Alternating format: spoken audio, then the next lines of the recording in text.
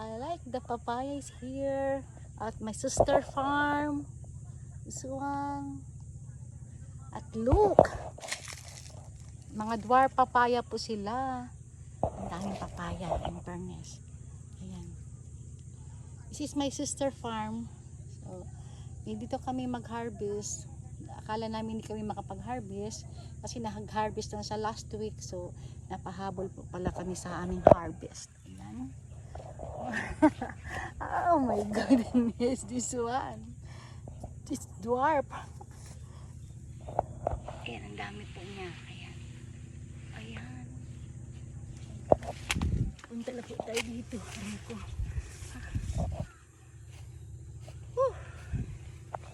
Ayan. Just dito.